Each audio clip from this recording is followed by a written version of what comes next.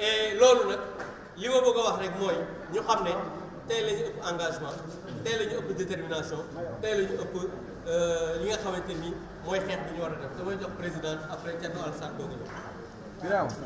Birama. jërë ngeen jëf.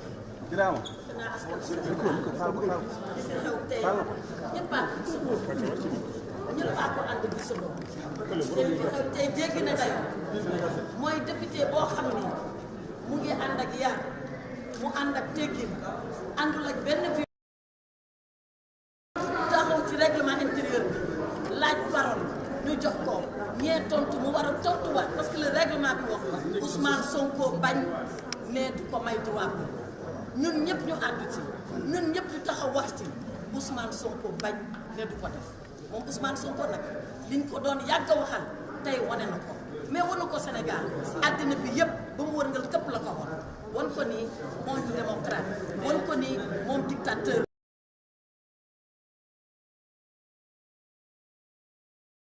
ci yoonam parce que lii mu def tey liñ ko mësa nangu mais l'objectif a été atteint parce que quand Abdou Mbow avec beaucoup de courtoisie dans le respect du règlement intérieur sans aucune violence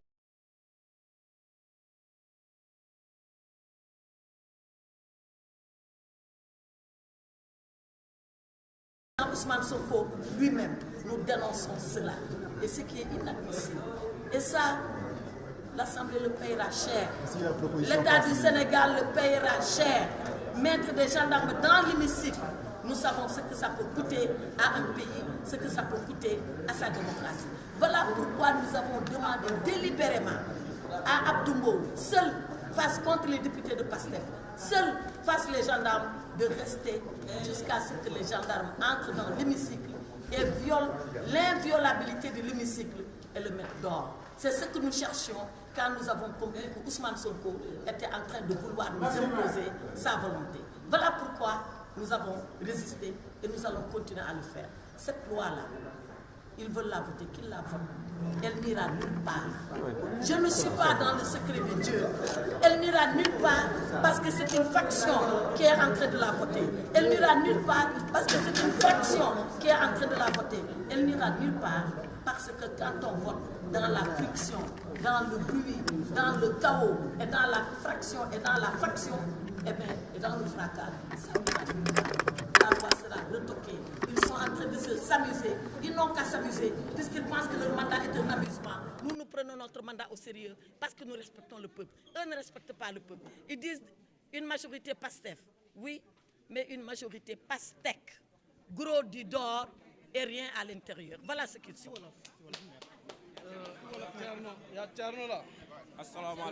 Je voudrais juste ajouter. ñun waa Pastef dañoo ñëw taxawal askan wi. Fii fii kenn du fi def loo xam ne baaxul ci askan wi. que ça soit très clair.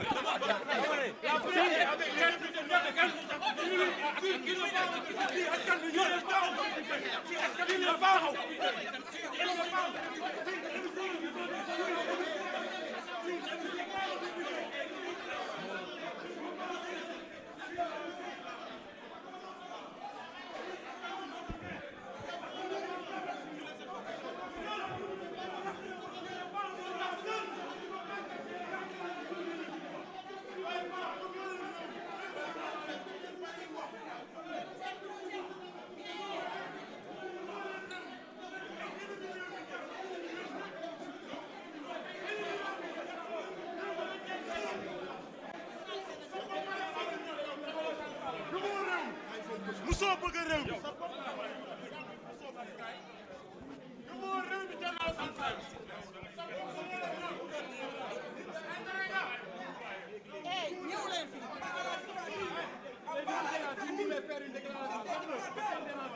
Bon.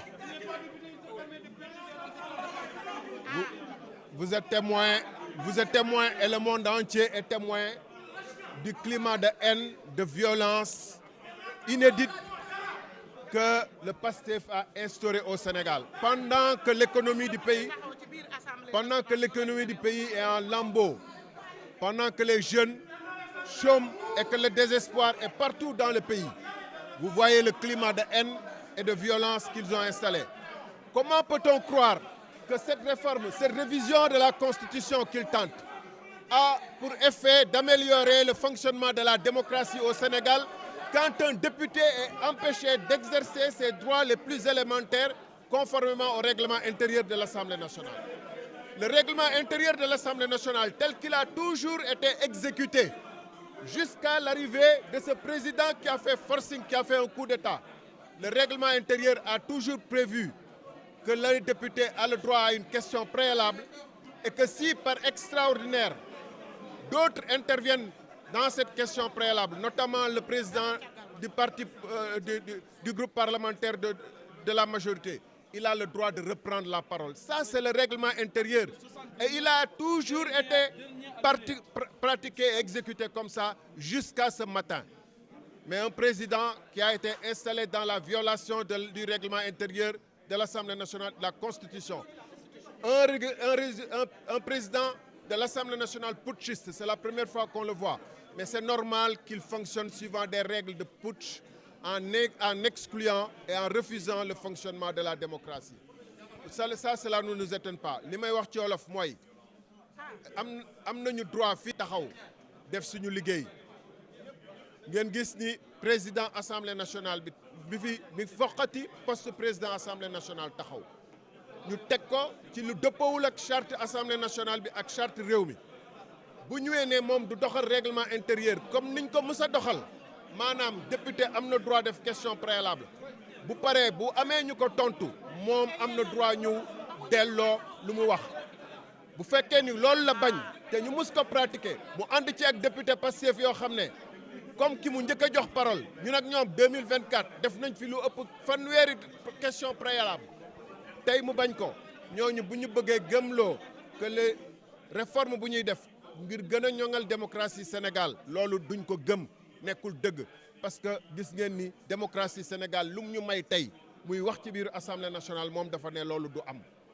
nan la ñu mën a gëm ni que donc révision bi pour gën a ñoŋal démocratie Sénégal la ak pour gën a may àq ak yelleefu sénégalais yi alors que lii règlement am may député du citoyen ordinaire de député ñu may ko sañ-sañ nga ne da nga koy foqati ba pare ne man damay réforme pour constitution bi gën a ñoŋ du dëgg beneen bi nga xam ne gëm nañu ni du constitution bi meeg dañuy fayantu moom moo tax li xew tey am tey révision bi bu fekkonte ni dañ ko waajal amoon nañu depuis le mois de mars depuis le mois d'avril depuis le mois de mai pour dugal seen révision bi waaye dañu bàyyi ba nga xam ne ci am nañu président bu foqati siis bi mu ñëw bëgg a jëfandikoo constitution bi pour fayonte te amul temps fii leeg fin wu session ordinaire bi moo tax mu demee ci procédure d'urgence bu fekkee lu ñu waajal la dinañ ko def lu yàgg te ñii nekk ci proposition bi nii liggéey ci ñoom ñoo bokkoon ak groupe bi nga xam ne moom le président de la république teg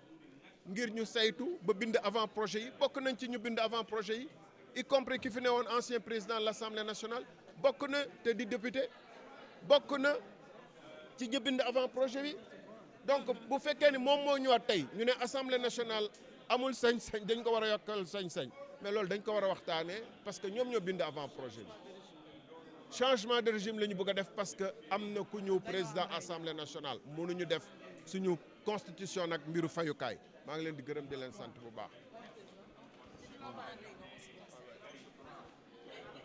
Alors li fi xew tey gis ngeen ko c'est une forfaiture qui a été faite Ousmane Sonko dafa jàpp ne Sénégal moom la il est fasciste il n'est pas démocratique il a violé de façon flagrante aujourd'hui le règlement intérieur de l'Assemblée nationale et c'est ça qui est inadmissible la violation du règlement intérieur loolu la def jaay doole te loolu moom c'est un président très illégitime c'est un réfugié parlementaire qui est là aujourd'hui à l'Assemblée nationale et qui veut imposer son droit par la force. Et ça ne passera pas et je demande à toutes les forces vives du pays à toutes les personnes yi nga xamante ni justice ak équité ñor na leen ñu xam ne Ousmane Sonko c'est un danger pour la République même yàlla ci alxuraan il a désigné l'ennemi.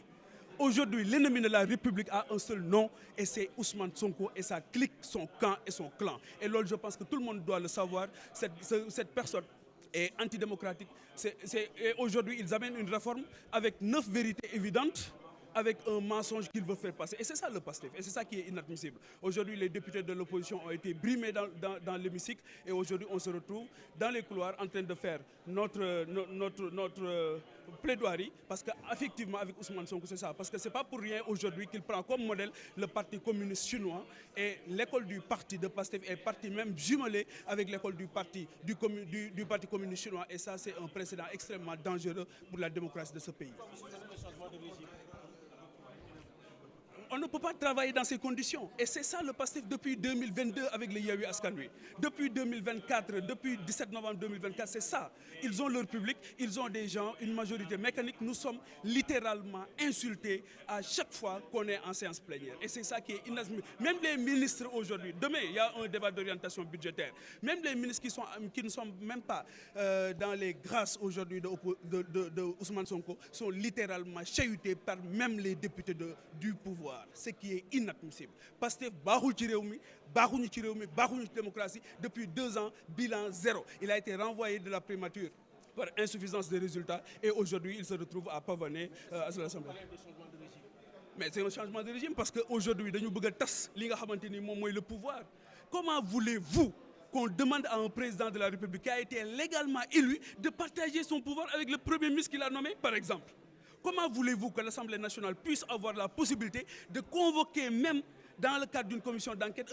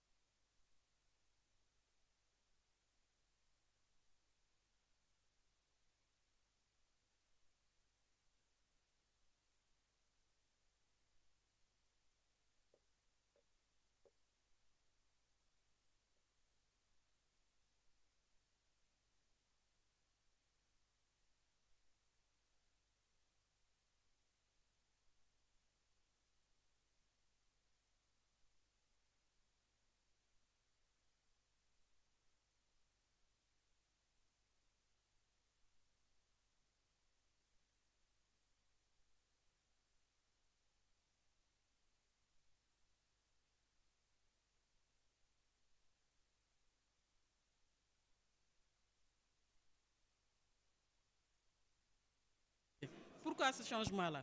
Autre chose qu'on voudrait soulever, quand on dit que maintenant, les propositions qui ont été faites lors des assises, c'était que le Conseil constitutionnel puisse maintenant délibérer,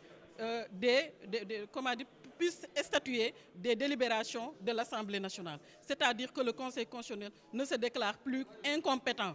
Ils l'ont refusé, ils l'ont rejeté. Donc, ce que nous voulons dire aux Sénégalais, c'est au moment où le monde rural, on est à presque une semaine de l'hivernage, on n'a pas vu de semences. Les étudiants, ils ont été brutalisés à l'université, tués. Aujourd'hui, on peut dire également que les enseignants ont vu leur salaire être coupé depuis combien de mois. Et aujourd'hui, la panier de la vie est chère. Le Sénégalais lambda est en train de vivre une injustice que ce gouvernement doit réparer. Où est l'urgence de réformer la Constitution? Où est l'urgence d'établir une nouvelle Constitution? Et l'audace a été de dire qu'ils vont le faire sans le peuple. Et je pense que c'est seul le peuple qui est souverain et c'est le peuple qui devait décider de cela. Li ma ci bëgg a wax mooy mascarade la ñu gis fii tey mënuñu gom assemblée boo xam ne ab député am sañ-sañ wax nga ne ko du fi waxee ba jël gendarmerie dugal ko ci biir salle bi ñun ñu wax ne que lu ñu gën a teyal suñu xel ci li nga xamante ne moom la ñu gis fii mooy régime bu ñu bëgg a jëlee régime présidentiel yóbbu ko régime parlementaire.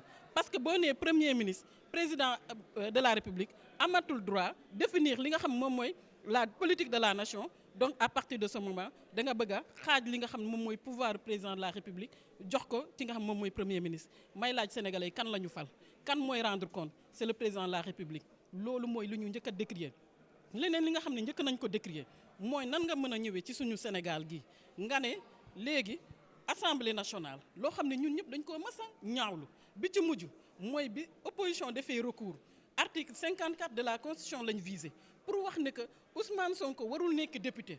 Conseil constitutionnel lu mu wax il s'est déclaré incompétent pour réparer yooyu yëpp man en commission plénière nee naa leen article 54 tëggaat leen ko ba nga xam ne ëllëg jiixi jaaxa dootu ci am ñu rejeté ko ñu ñëw ne léegi président de la République amatul droit